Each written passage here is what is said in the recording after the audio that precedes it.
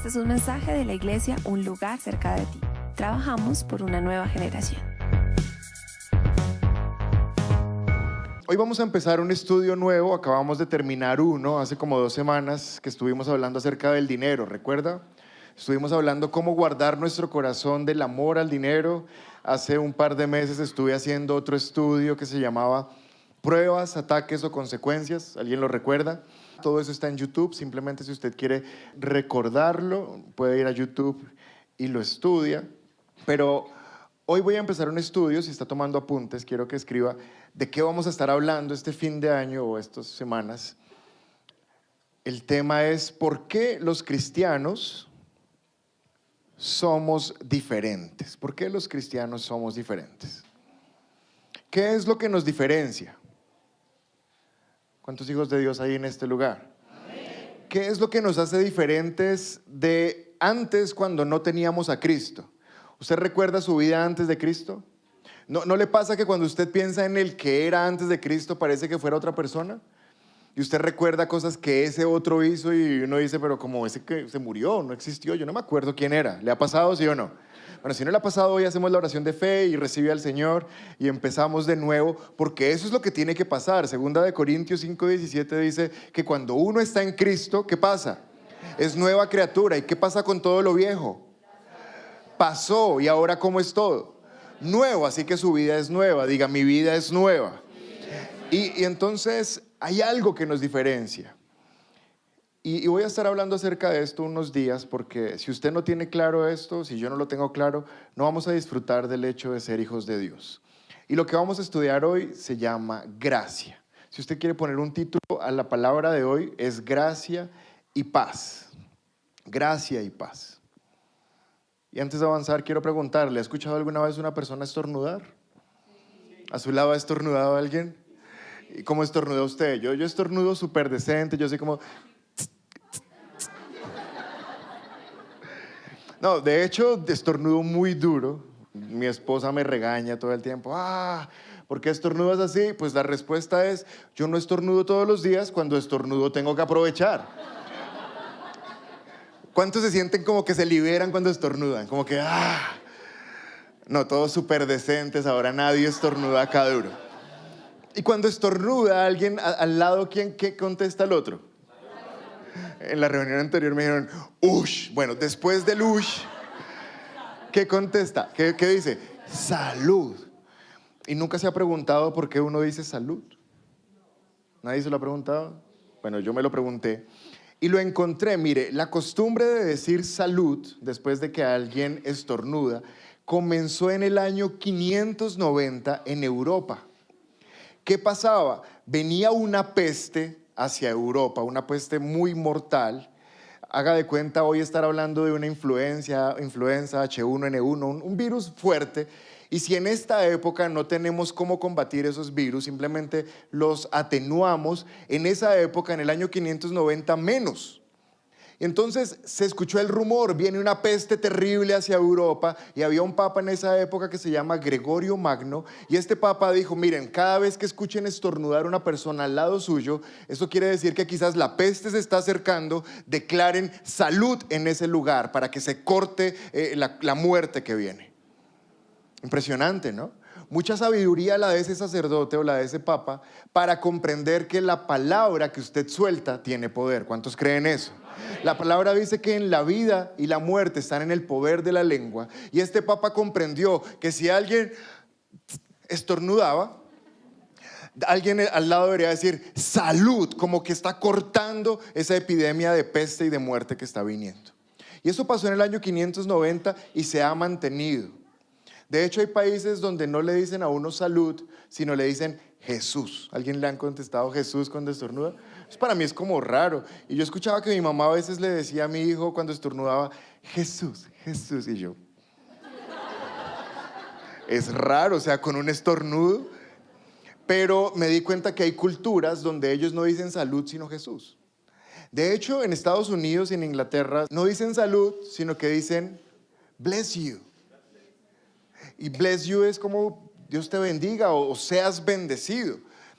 Y estuve investigando aún más, ¿sabe? Los musulmanes cuando alguien estornuda, lo que dicen es almadulilá. Ahora póngale usted el acento como almadulilá. Y ese almadulilá lo que significa es alabado sea Dios. Tremendo. Ahora, ellos tienen otro Dios que no es el nuestro. Pero lo que significa es que ese estornudo a todo el mundo le genera una respuesta automática. De hecho, a mí me pone como triste estornudar y que nadie me diga salud. ¿No le ha pasado? Usted es como, no le importo a nadie, quieren que me muera o qué. Nadie me dijo salud. ¿Por qué estoy diciendo todo esto? ¿Sabe? Antes de Cristo había un saludo en hebreo que era súper importante. ¿Saben cuál es? Shalom. ¿Quién dijo? Ah, tú ya sabías, no te doy premio. Shalom. Siempre se saludaba shalom, que significa paz. Entonces en hebreo, cuando alguien se encontraba con otra persona, le decía paz. ¿Y esa paz qué significaba? Lo que estaba queriendo decir es que tú estés en paz con Dios y que Dios esté en paz contigo. Míreme un segundo, iglesia. Si usted está en paz con Dios y Dios está en paz con usted, todas las cosas van a ser añadidas. Es necesario estar en paz con Dios. De hecho, cuando uno está mal, cuando uno no conoce a Cristo, cuando conoce a Cristo y ha pecado y necesita algo, uno es como, ay, se la debería pedir a Dios, pero estamos agarraditos un poquito. ¿Le ha pasado que a veces no puede orar porque usted sabe que le falló a Dios? ¿Le ha pasado, sí o no? Entonces, por eso es necesaria la paz. Y esa declaración de la paz sea contigo era una declaración sumamente poderosa. Pero eso es antes de Cristo, porque después de Cristo se cambia el saludo. Y ahora ya no es paz. Quiero que lo vea conmigo en 1 Corintios, capítulo 1, verso 3. Pablo está enseñando la nueva manera de saludar y él está diciendo que la gracia y la paz de Dios nuestro Padre y del Señor Jesucristo sean con ustedes. 1 Corintios capítulo 1, verso 3. Que la gracia y la paz de nuestro Dios Padre y del Señor Jesucristo sean con nosotros. 1 Corintios 1, 3. Ahora Pablo le añadió un componente al saludo. Ahora no solamente es paz, sino que antes de la paz aparece una palabra que es gracia. Alguien diga fuerte, gracia. Y mire que el orden no se puede alterar. Primero va la gracia y después va la paz. Porque no hay paz sin gracia. No existe tener paz si primero no está la gracia de Jesús en nuestra vida. Por eso es necesario tener a Cristo. Porque cuando usted está con Cristo, la palabra de Dios dice que incluso hasta con sus enemigos usted tiene paz. Incluso hasta con la gente que le cae mal y a la que usted le cae mal, todo empieza a estar bien por la gracia de Dios. Así que esta mañana voy a empezar enseñándoles acerca de la gracia. Porque aunque sé que muchos hijos de Dios han escuchado el término gracia, también tengo certeza que no sabemos qué es. Esta pregunta yo se la he hecho a muchas personas, siempre pregunto qué es gracia y la mayoría de las respuestas que consigo es el favor no merecido. Es una buena definición, mas es incompleta. Porque el espectro de la gracia es gigantesco. Lucas capítulo 2, verso 52, la palabra me dice, y Jesús siguió creciendo en sabiduría, en estatura y en gracia, para con Dios y con los hombres. Jesús tenía 12 años en este momento, era el niño Jesús, pero el niño no se quedó pequeñito, sino creció. Y quiero que usted recuerde algo que hemos aprendido, y es que nosotros somos un espíritu que tiene un alma y donde vive. Pero lo que nosotros somos es un espíritu. Cuando Dios pensó en nosotros, lo que pensó fue en un espíritu, el cual fue dotado con un alma y empacado en un cuerpo, que somos todos nosotros. Así que somos seres tripartitos, espíritu, alma y cuerpo. Y yo puedo ver cuando Jesús era un niño y estaba caminando por el mundo, que la palabra de Dios dice, y Jesús creció en sabiduría, en estatura y en gracia. ¿Su cuerpo en qué creció? En estatura. ¿Su alma en qué creció? En sabiduría. ¿Y entonces qué pasó con su espíritu? ¿Qué pasó con su espíritu, iglesia? ¿También creció o se quedó quieto? No, su espíritu creció. Es lo primero que quiero que usted ponga en su mente y que se lo grabe de aquí en adelante. Usted en su espíritu, en su ser interior, también debe crecer, así como crece su ser exterior. Aquí hay gente que todavía está creciendo en estatura.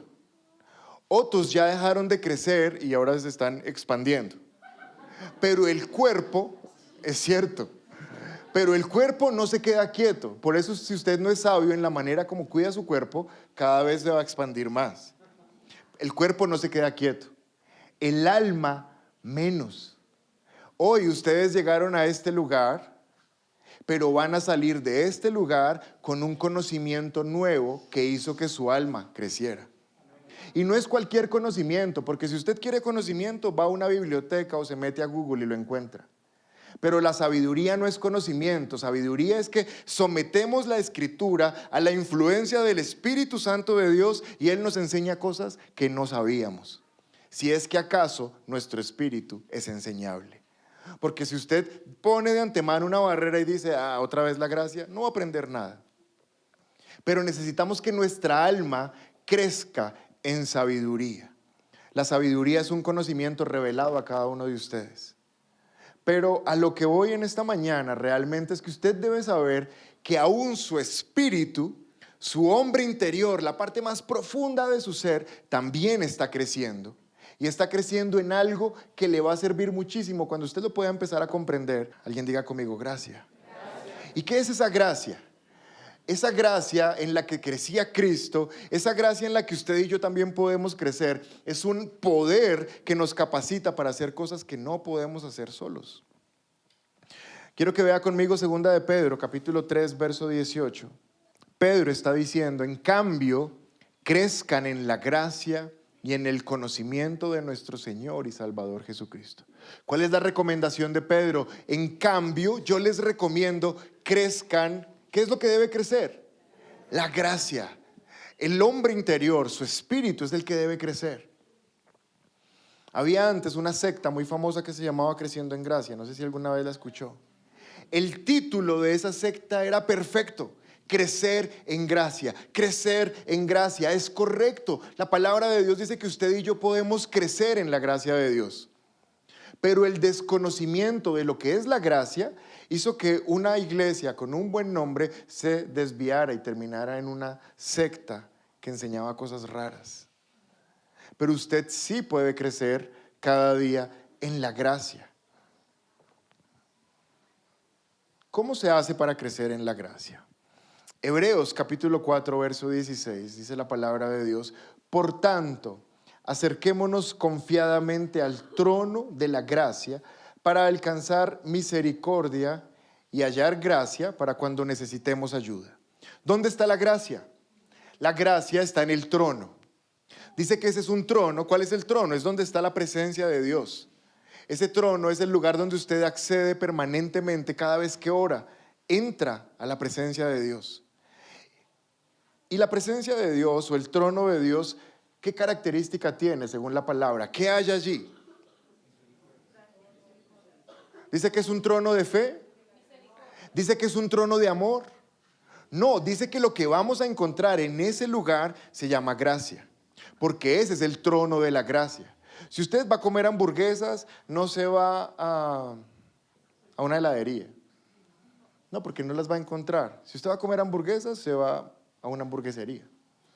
Si usted quiere gracia, no la va a encontrar en ningún otro lugar que no sea en el trono de la gracia, el cual es la presencia de Dios. ¿Y para qué sirve esa gracia? Dice ahí, y hallaremos gracia para cuando necesitemos ayuda. ¿Sabe cuál es un problema, iglesia? Míreme un segundo. Que la mayoría de creyentes pensamos que nosotros somos los que nos comportamos bien y nosotros somos los que nos volvemos buenos por el hecho de ser cristianos, lo cual es un terrible error. En ustedes y en mí no hay ningún poder para ser buenos. No hay ninguna habilidad para dejar de pecar. Nosotros no lo podemos hacer. Es Él en nosotros el que nos capacita para hacer las cosas bien. No sé si me está comprendiendo. Así que por eso la gracia es supremamente importante, porque aquí dice, y ustedes van a hallar gracia para cuando necesiten ayuda. Segunda de Corintios, capítulo 9, verso 8. Dice, y Dios es poderoso para que abunde en ustedes toda gracia, para que siempre y en toda circunstancia tengan todo lo necesario y abunde en ustedes toda buena obra. La gracia es importante para dos cosas, alguien diga, para dos cosas.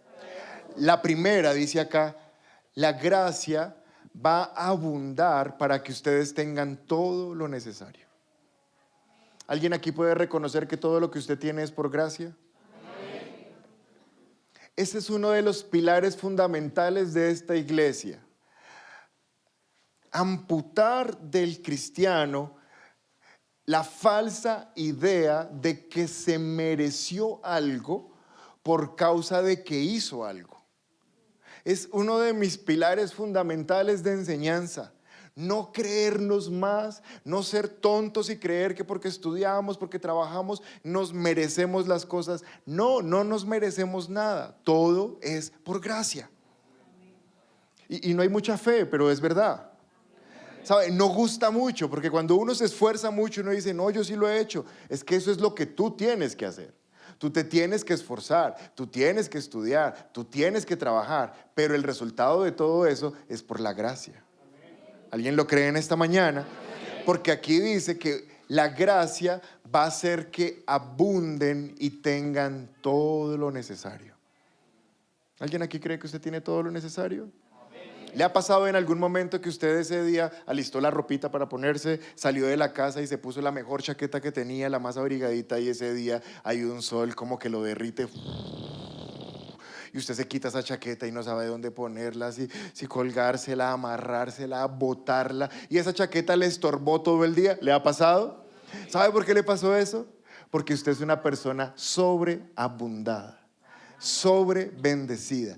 Ese ejemplo es la mejor explicación de la sobreabundancia de Dios, que usted a veces tiene hasta que le sobra. Así es Dios con nosotros. Porque lo primero que hace la gracia con nuestras vidas es que hace que en toda circunstancia tengamos todo lo necesario. Pero mire las pantallas, hay una segunda cosa que hace la gracia, y es que dice, y la gracia hace que ustedes abunden en toda buena obra. Así que la gracia nos da una capacidad para empezar a comportarnos bien. Es lo que quiere el cristiano, portarse bien. Es lo que quiere el cristiano, cambiar de vida, dejar de mentir, dejar de robar, dejar de ser infiel. Es lo que queremos como hijos de Dios. No va a ocurrir si no lo hace la gracia. Ahora, aquí tengo que parar y hacer una pregunta. Revise las oraciones que usted hizo esta semana, que terminó, y pregúntese cuántas veces incluyó en su oración la palabra gracia. Bien, no era para responderme, pero bien. ¿Cuántas veces, lunes, martes, miércoles, jueves, viernes, incluyó la palabra gracia? Porque si somos sinceros, muy pocas o puede que ninguna. Porque oramos para decirle a Dios la lista de todo lo que necesitamos, oramos para agradecerle, oramos para adorarle, pero como no está el concepto de la palabra gracia, yo creo que muy pocos dijimos, Señor, hoy necesito gracia. ¿Sabe cuál es el problema? Que como Pablo lo entendía, Pablo cada vez que veía a una persona le decía, gracia y paz, gracia y paz. Y estaba poniendo todo el poder de Dios sobre esa persona. ¿Se imaginan, papás, si usted antes de enviar a su hijo al jardín o al colegio, esa mañana le dijera, hijo, hoy la gracia va a estar sobre ti? Qué declaración tan poderosa. Ese día para ese niño sería completamente diferente. Y al otro día, en cambio, hijo, y hoy más gracia. Porque ¿sabes algo? Tú hoy vas a crecer en la gracia. Porque tú puedes crecer en la gracia y creces en la gracia y cada vez tienes más gracia. Porque la gracia nos capacita para toda buena obra.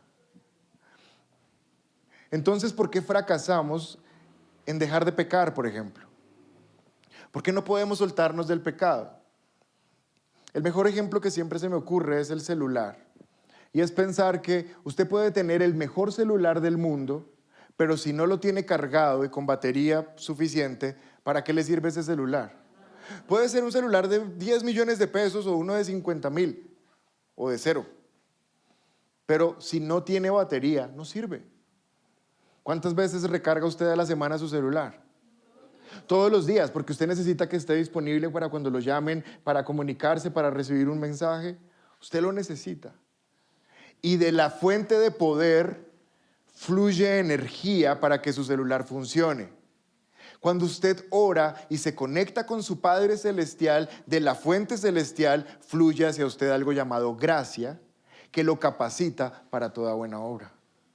Entonces, ¿por qué no tenemos suficiente gracia para soltarnos del pecado? Porque no tenemos suficiente oración.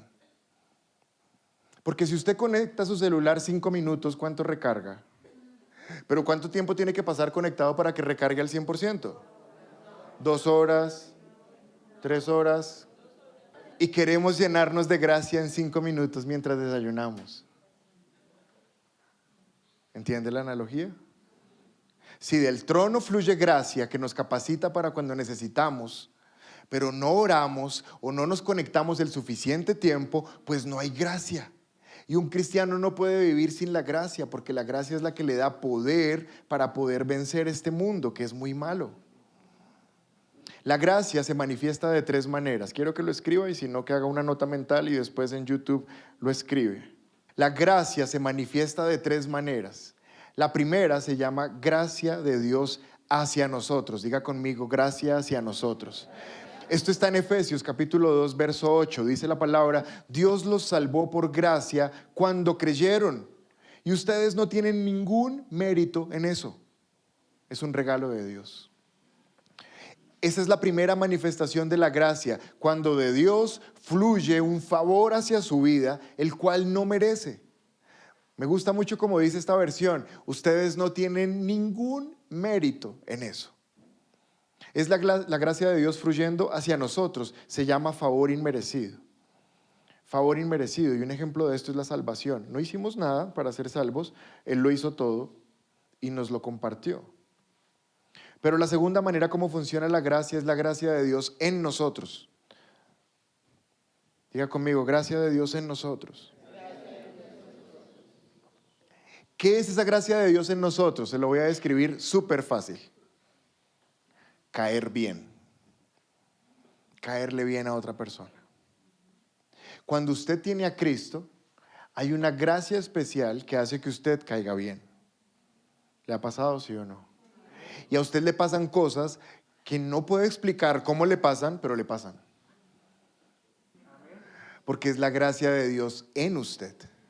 Es muy diferente a la gracia de Dios hacia usted. Porque en esta gracia usted no está haciendo nada, pero le cae bien a la gente. ¿Le ha pasado, sí o no?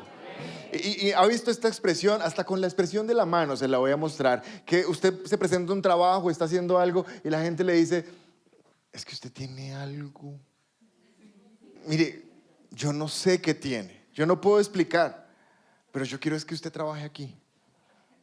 ¿Le ha pasado? Se le acerca gente, usted conoce personas que soñó que iba a conocer, las conoce, se le abren puertas y siempre es como, es que usted, hay algo. Ese algo se llama gracia. Ahora sí me está entendiendo, ¿verdad? Y cuando la gracia le abra puertas, que su orgullo no se las cierre. Porque lo que he visto, no muchas veces, gracias a Dios, pero sí pasa, es que Dios produce gracia en nosotros, nos abre puertas y después no las creemos.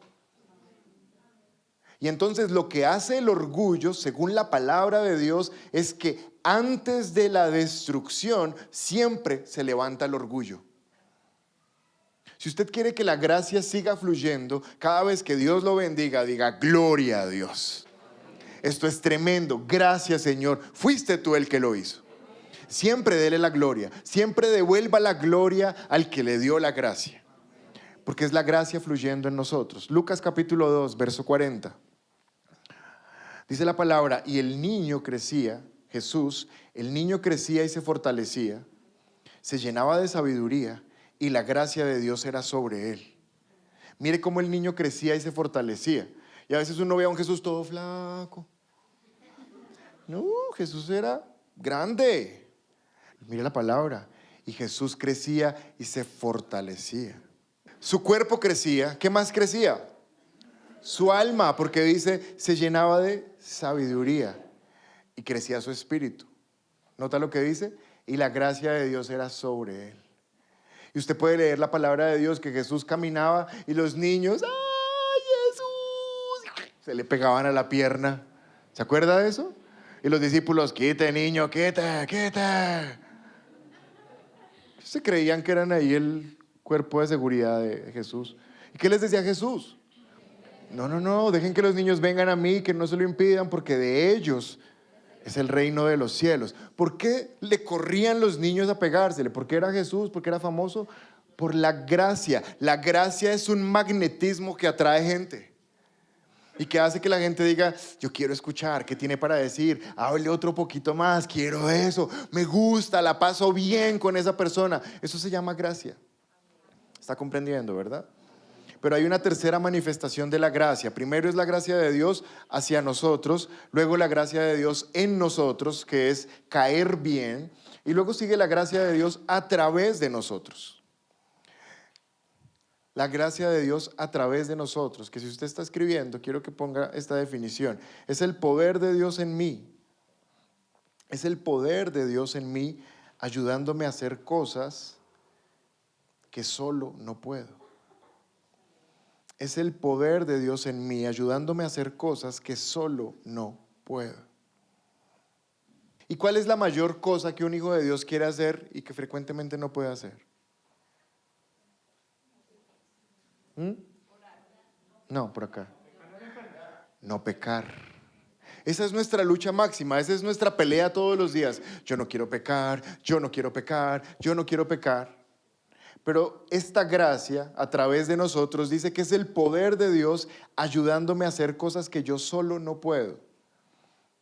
Iglesia, es súper importante que usted comprenda que usted no puede dejar de pecar solo. Entonces para eso Dios nos da la gracia para que ya no pequemos más. ¿Quiere verlo? Romanos capítulo 5, verso 20. Dice la palabra de Dios, pero cuando el pecado abundó, ¿qué sobreabundó? Ahí no dice que sobreabundó la fe, ni el amor, ni el dominio propio. Lo que sobreabunda para combatir el pecado se llama gracia. Así que después de hoy, en sus oraciones, usted debe empezar a incluir, Señor, dame esa gracia. Dame tu gracia, porque la gracia va a hacer que en mi vida pasen tres cosas. Voy a recibir lo inmerecido, voy a caer bien, pero sobre todo voy a poder hacer lo que solo no puedo.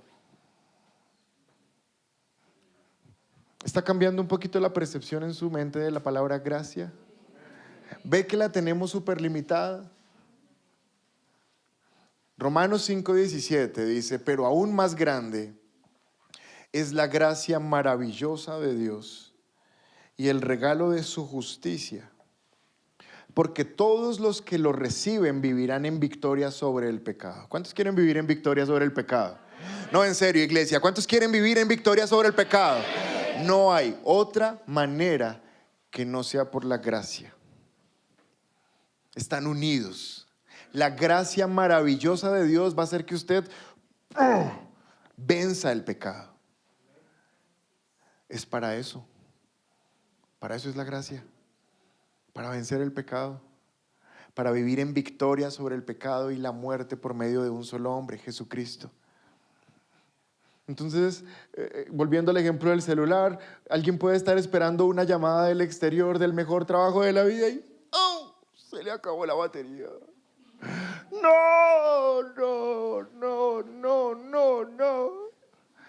Pero el cargador del celular está conectado a la pared.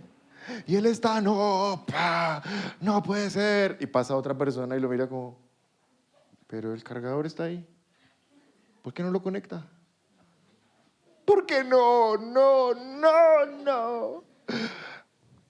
Qué ridículo, ¿no? Pues es lo mismo que alguien que dice, no quiero pecar, no quiero pecar. Y uno dice, pero ahí está la oración. Solo es orar. No, no, no. O sea, la fuente del poder para no pecar está en orar y no oramos. Y queremos salir a no pecar. ¿Está comprendiendo? Es ridículo. Porque hoy la palabra nos está enseñando que la gracia nos ayuda a tener victoria sobre el pecado. Así que es para lo primero que nos sirve la gracia, para alejarnos del pecado. Pero hay una segunda cosa y con esto termino.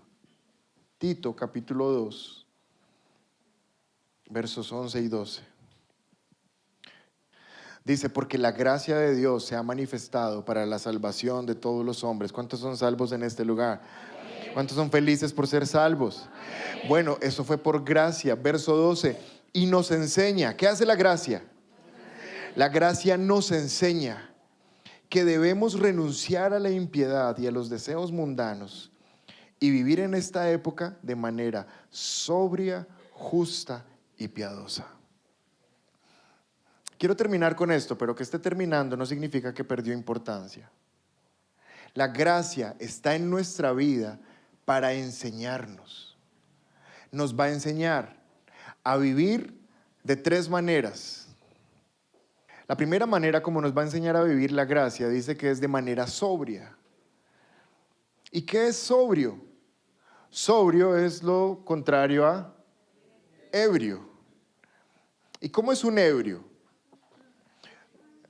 Yo hice mi rural de medicina en El Rosal, en un municipio aquí por la vía Medellín. Y cuando era rural, esa autopista frecuentemente tenía choques. Entonces la policía de carreteras, ellos me llevaban a las personas que se habían estrellado y me decían, doctor, necesito saber el grado de alcoholemia. ¿Qué tan alcoholizado o si no está alcoholizado para saber qué vamos a hacer? Entonces ya tenía yo mis pruebas, entonces yo, señor, haga el 4.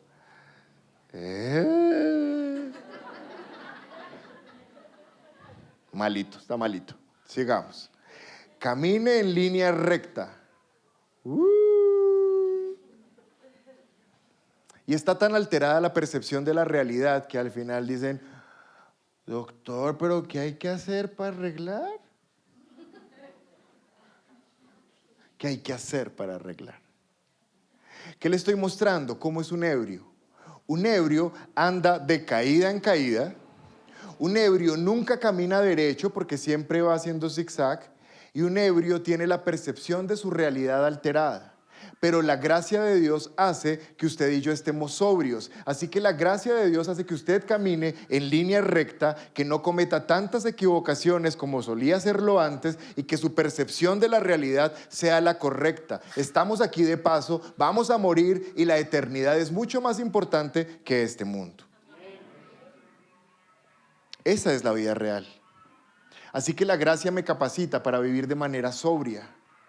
Pero número 2, la gracia me capacita para vivir de manera justa. ¿Y qué es justo?